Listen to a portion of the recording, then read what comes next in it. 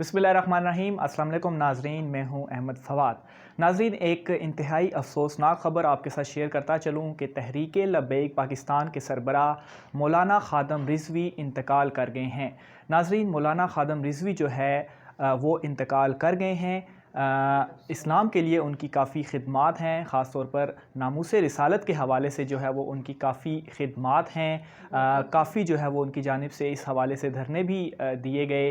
गुज़श्ता दिनों भी एक धरना जो है वो दिया गया था, जिसमें नामूस रसालत के हवाले से जो फ़्रांस की जानिब से जो गुस्ताखी की गई वो धरना दिया गया। लेकिन वो धरना जो है वो मुज़ाकरात के बाद वो धरना जो है वो ख़त्म कर दिया गया है। मौलाना ख़ादम रिज़वी जो कि तहरीक लब्बैक पाकिस्तान के सरबराह हैं, एक इंतहाई अफसोसनाक ख़बर, वो इंतकाल कर गए हैं। उनकी नमाज जनाज़ा कब होगी इसका ऐलान जो है वो अभी तक नहीं किया गया।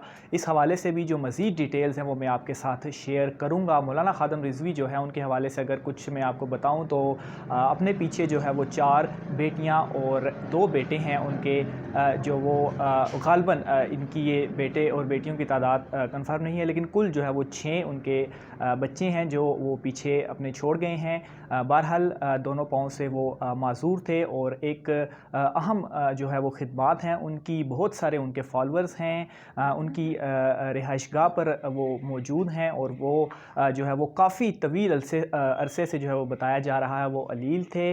लेकिन उसके बावजूद भी जो उनकी ख़िदमात थीं वो उससे पीछे नहीं हटे। ख़ास तौर पर अगर मैं धरने की बात करूं तो अलालत के बावजूद जो है वो उन्होंने ये धरना दिया और उनकी जो ख़िदमात हैं उससे इनकार नहीं किया जा सकता।